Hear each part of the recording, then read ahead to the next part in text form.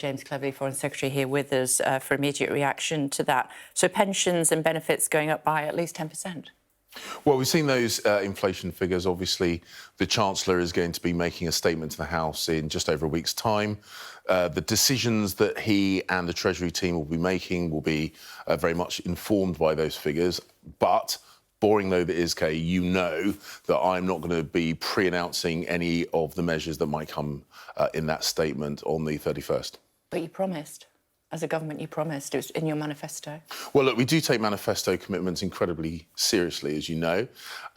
And those figures, of course, are concerning, but they are similar to, in fact, in some instances, significantly lower than inflation figures we're seeing in many other parts of the developed world. As I say, the Chancellor and his team will be using those figures to do their thinking and will be coming up with a full packet of measures, the full details, all the things that your viewers will want to know about in just over a week's time.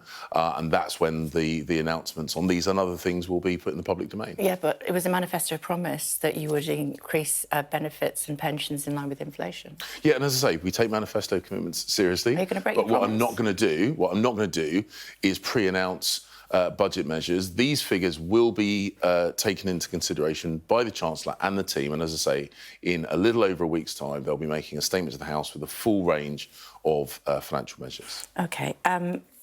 45p down to 40p, back up to 45p, 19p up to 20p.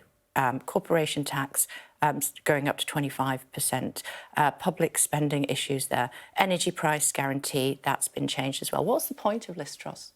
Well, what we've got to remember is that we are facing an unprecedented set of circumstances, but the Prime Minister was absolutely clear.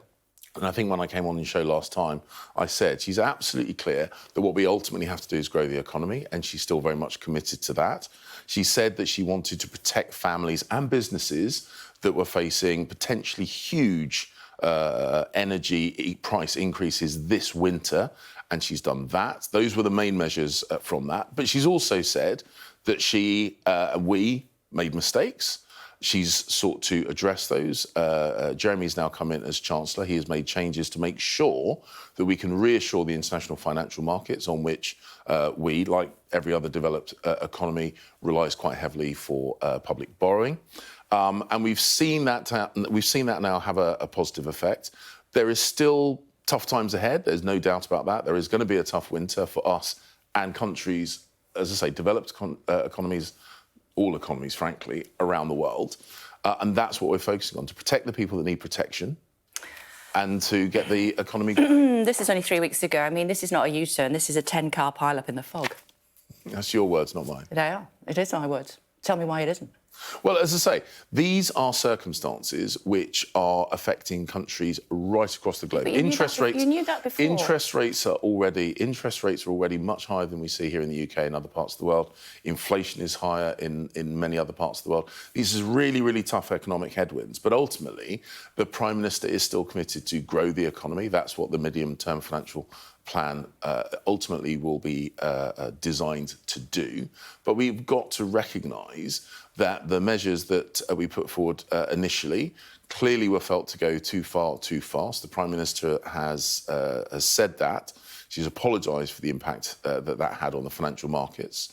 And the Chancellor and her are now working to continue with that growth agenda, to continue to protect the people that need protecting, both from the economic situation here in the UK and Ukrainians, which is what I'm focused on. You know, we see drone attacks in Ukraine. We'll come on to Ukraine. So that's what we're focused on. How many more mistakes can she afford to make? I spoke to the Armed Forces Minister yesterday, James Heappey. He said no more mistakes.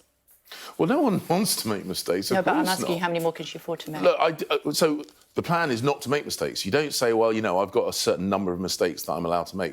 We don't aim to make mistakes. And actually, the simple truth in life, in politics, in business, in life, is that mistakes happen. They do happen. What you've got to do is recognise when they've happened and have humility to make changes when you see things didn't go right. It was clear that a number of the announcements, some of the announcements, but not all, some of the announcements in the statement that Kwasi made as Chancellor had a negative effect on markets, and we've sought to address those things so that we can focus on, as I say, growing the economy, protecting people from those rising bills, helping Ukrainians protect themselves. Totally ripped to shreds, the plan. And Jeremy Hunt has come up with something that even Rishi Sunak hadn't gone that far when it came to his economic policy. Ben Wallace said that he would resign if defence spending was cut. What would you resign over? I'm not discussing resigning because I've got too much work to do. So I have got to ensure that the global events are, as far as we can do, those global events are addressed. Okay. So that's why I'm very focused on helping the Ukrainians defend themselves, because Russia's attack on Ukraine has had a huge impact on global energy prices.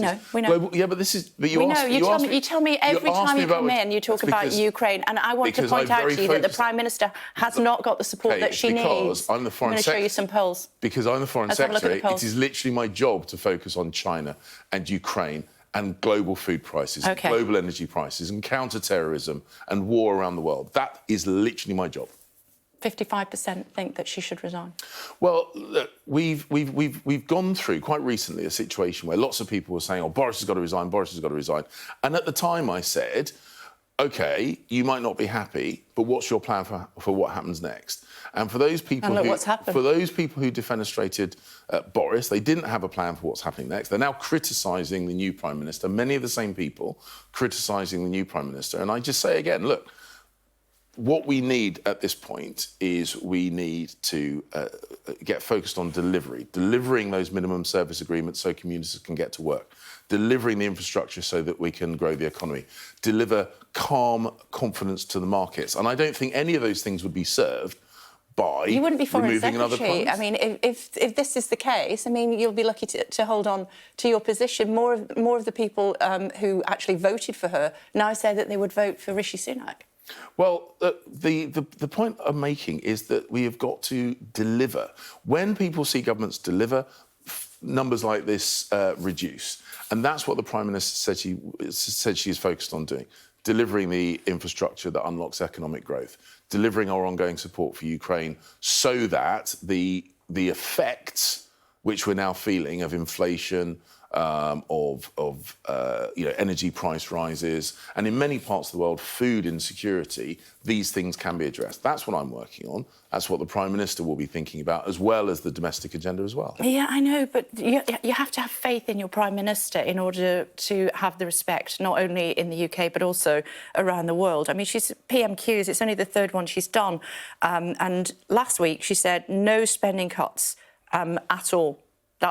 She laughed when it was put to her by Keir Starmer. We now know it could be 15% across the board. Well, as I say, the Chancellor is going to be setting out his plan next week, and I'm not going to speculate. You've already asked me about that. But the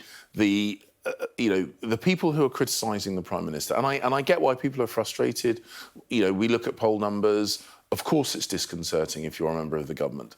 But my contention is the best way of addressing those poll numbers is to demonstrate to the British people that we are focused on their priorities, that we're delivering on their behalf.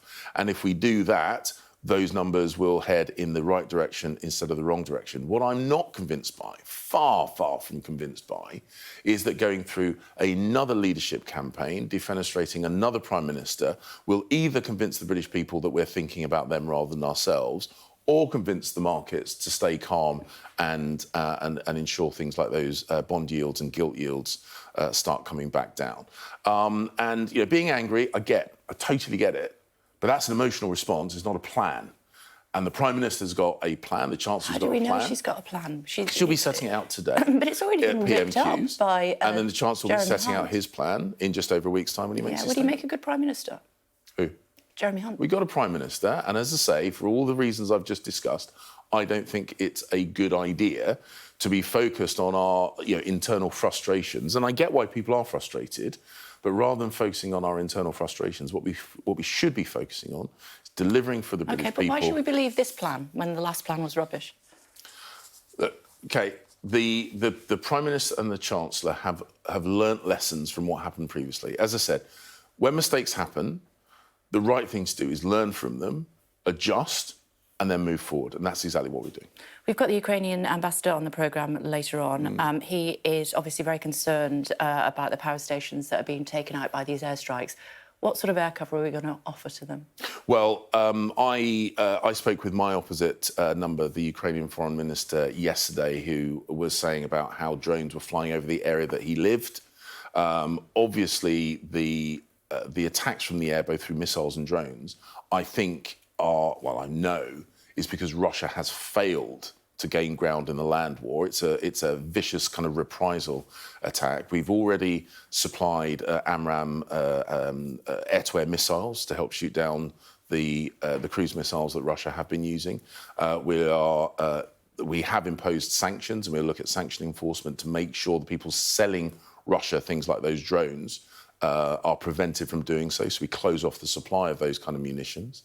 And also what we'll be doing, and I'll be speaking with my Ukrainian counterparts, just as the Defence Secretary is speaking with his American counterparts, about what more we can do to help the Ukrainians protect themselves from these vicious attacks from the air. Now, it was with some concern that we learned that Ben Wallace went to Washington for these urgent talks. And when we did some more digging here at Sky News, apparently there's concern that Putin could be planning a nuclear attack, and that's why Ben Wallace went to Washington to discuss it. Is that the case? No, so we speak to our European counterparts, our American counterparts, our Ukrainian counterparts regularly. Understood. And we do so because we have seen a shift in tactics from Russia, that they're moving towards more attacks on civilian infrastructure rather than on military targets.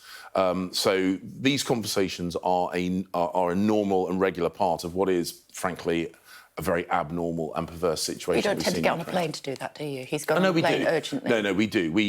So there was nothing urgent about this? So the reason... there's urgency because... Of course there's urgency because civilians are being targeted in a new way, and so we have to respond to that. And our response has got to be done at pace, and there are conversations which, frankly, you don't want to have over the telephone. Yeah. But we speak face-to-face with our counterparts pretty regularly. It's part of what Ben and I, and indeed the Prime Minister and others are doing to help keep us all safe, help the Ukrainians defend themselves against Russian attacks. Are you brushing aside my question about nuclear concern? Well, look, what we do is we discuss a full range of how we help the Ukrainians to defend themselves. So I'm not at the meeting. I'm here rather than over in the States. So I don't, I'm not going to guess or speculate as to exactly the things that are discussed. But the point is that... I'm sure you talk to Ben Wallace all the time. Oh, yeah, of course I do. And did you bring, was nuclear concern look, I'm not, brought up? Look, OK, I know that's an exciting headline that you want to I think generate. it's a very concerning headline. Yeah, I know, I get that. But the point I'm making is that we talk about a range of issues every time we speak. What we are seeing in Ukraine is brutality on a scale that we are not used to in Europe. We are seeing Putin put these vicious attacks on civilian infrastructure. So, of course, we want to discuss how we help the Ukrainians about what might happen in the future. And as I say, what I don't want you to do is focus on one element of what would be a normal discussion from defence ministers. OK, I got a message from one of your colleagues last night who said he went because the madman's got nukes, is how it was put. Well, look, as I say, we would inevitably discuss a full range of stuff, but ultimately this is a normal part of how close friends like the US and the UK work to support a really good friend like Ukraine. What are we going to do with China, seeing people who are peacefully protesting getting beaten up? Yeah, look, that was unacceptable.